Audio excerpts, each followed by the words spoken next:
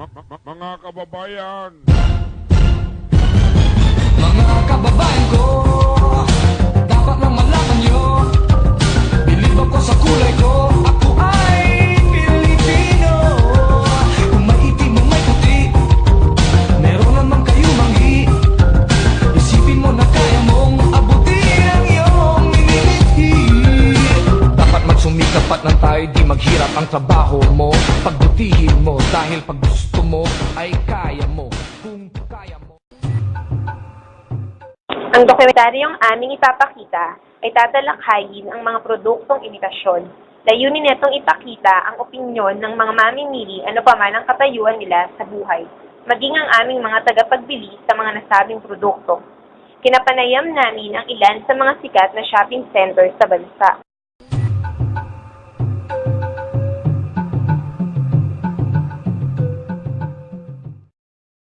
Tayo ngayon sa isa sa pinakamasikat na mall sa Divisoria kung saan napapayamin natin si Ate. Sa Jeanette kung saan siya ay nagtitinda ng mga iba't ibang klase ng sandalya. Bakit po, bakit tingin niyo mas nakakapilit ng mga Pilipino or kapwa natin mga Pilipino ang mga produktong international Pilipino? Expensive nila sa ibang bansa.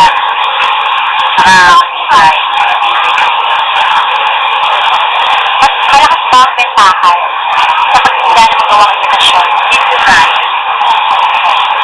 Meron bang mga age bracket or say for example, mga specific na mga edad, mga teenager or matatanda po ba? Kasi meron mga bata pa na malaki na yun.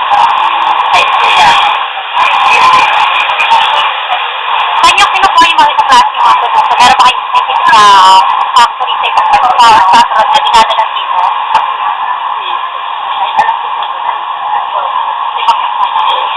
Ano po yung perception ng isang tao? Kunyari po, ako po isang consumer. Ano po magiging perception na, kunyari, itong isang wallet na pagpinili ko? Ano po sa tingin niyo, bakit tinatapili ko na yung sariling, yung produkto ng ibang bansa sa produkto na maganda kasi yung sa ibang bansa eh.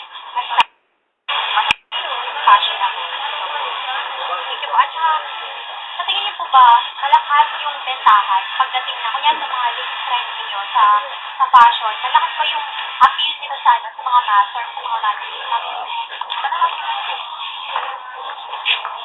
mayroon ba kayong mga age bracket? Say for example, mga teenagers, mga estudyante, madali ba silang ma-attract sa class ng mga bag?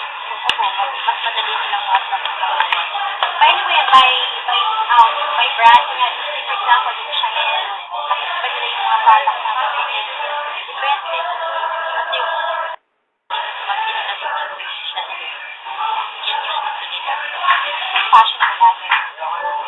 Saan yung kinukuha sa mga produkto nyo? Meron ba kayong specific na manufacturer or may isa pa kayong factory sa abroad na doon yung gagawaan yung deliver nila dito? So, per retail kung parang gano'n. Magkano nyo nakakuha or magkano yung pinukuha nyo? Isang, ano ba to, isang parang bagsakan, kunyari, sa isang katulad itong brand na Prada, lahat ba ito, ang isang bagsakan kayo or by size? By size.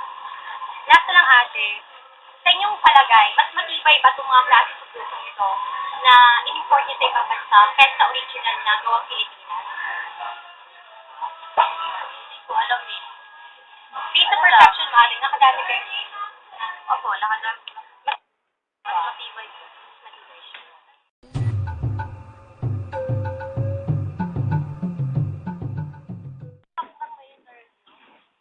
Talaga. Hindi, tanong ko lang, gumagamit ka ba ng imitasyong produkto? Minsan. Minsan lang? Bakit sa tingin mo, mas natangkilik ng mga Pilipino yung imitasyong produkto? Kasi mas mura siya, at saka konti lang yung difference compared sa original product. Ano ang advantage ng imitation? Yun nga, mura, tapos okay din naman yung quality. Ano yung disadvantage? Disadvantage, madaling masira. Tapos, yun nga, kahit na parang kaya siya mura kasi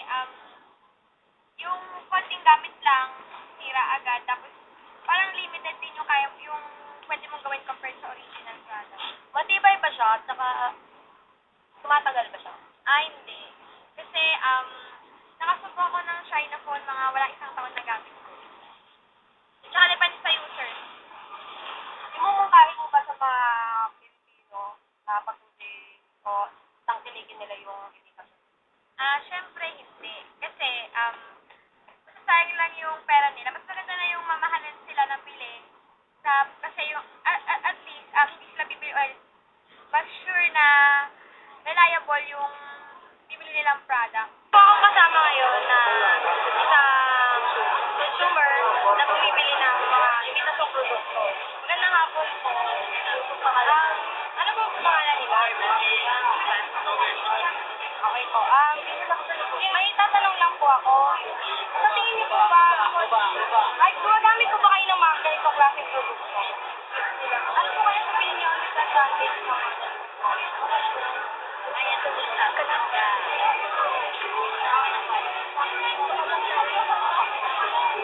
Matagal po kaya ang itatagal na mga ganyan?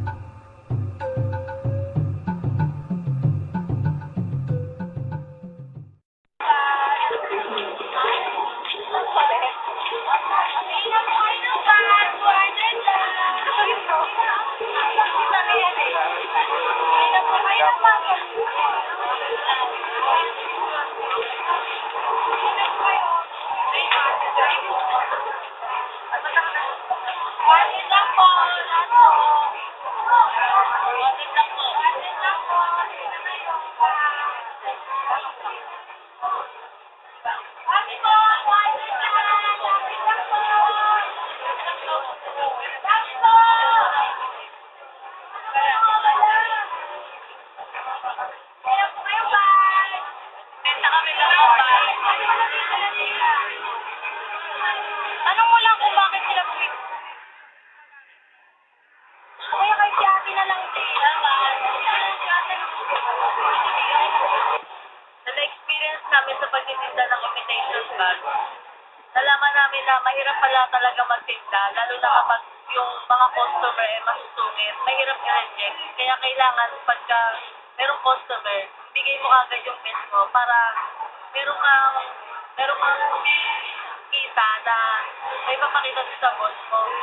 Oo, at saka kahit hindi mo sila pwedeng pagbawalan. Kung anong gusto nila, dapat ibigay mo kahit hindi pwede, kahit ayaw mo sa loob mo, kailangan pa rin ibigay para ma-satisfy sila dun sa sabi.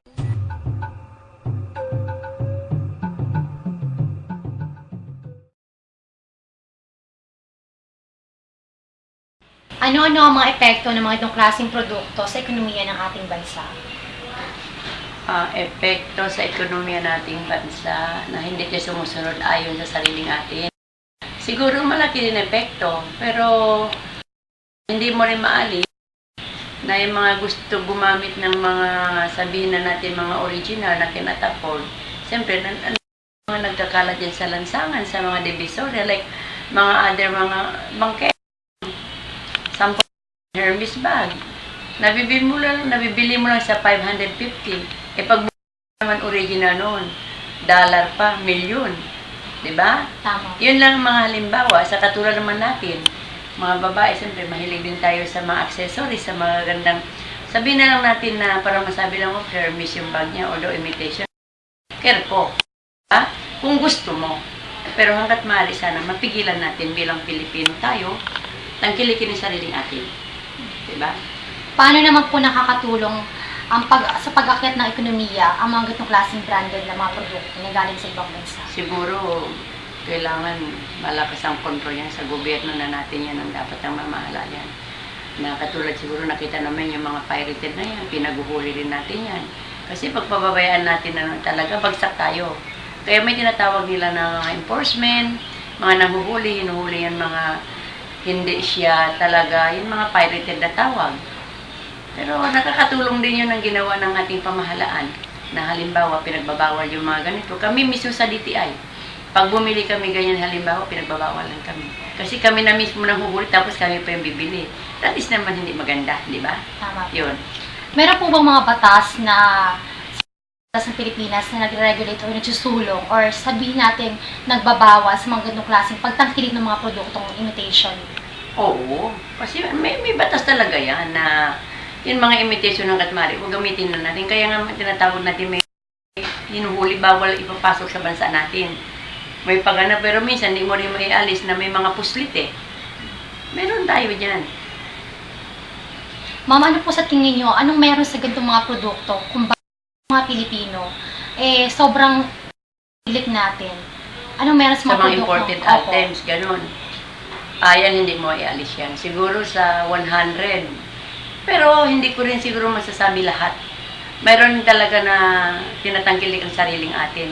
Pero hindi mo rin maialis, katulad sinabi ko, nasa question number 1 tayo, balik tayo ulit doon.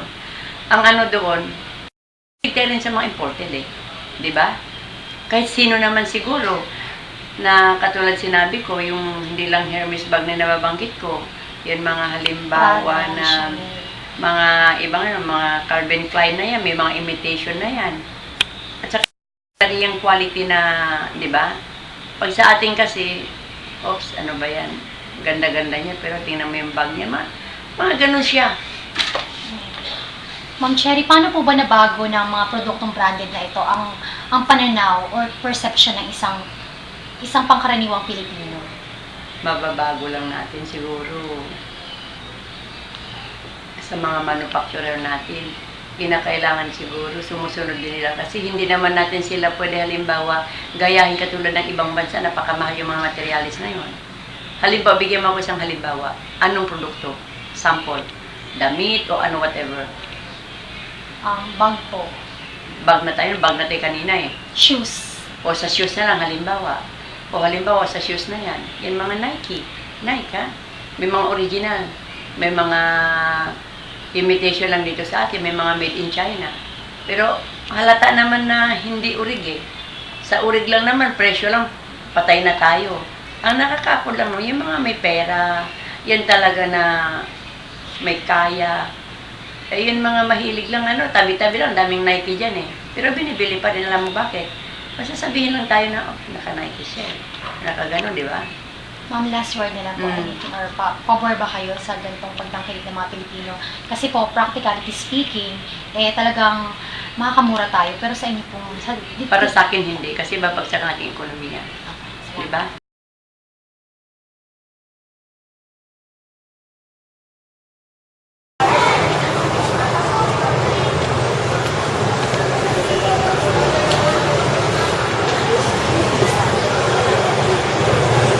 Pag-uusapan ang pagiging praktikal, marami sa ating mga Pilipino ang tatangkil sa mga produktong imitasyon. And mostly, ang imitasyon ang nauusong fashion trend dahil sa abot kayang presyo. Saka depende din naman sa mga gumagamit yun. Kung maingit ka, hindi magagamit mo na matagal yun. Minsan, ang mga Pilipino, hindi na nila iniisip kung gaano katibay yung imitasyon na produkto. Kaya, naging practical sila. Kaya, pati ang mga imitasyon ay mas tinatangkilik na nila sa sagot. Salip na yung sarili natin yung tangkilikin nila. Yung mga imitasyon pa, tapos mga tinda pa ng mga Chinese, di ba? Di tulad ng gawang Marikina, mga sapatos nila. Yun.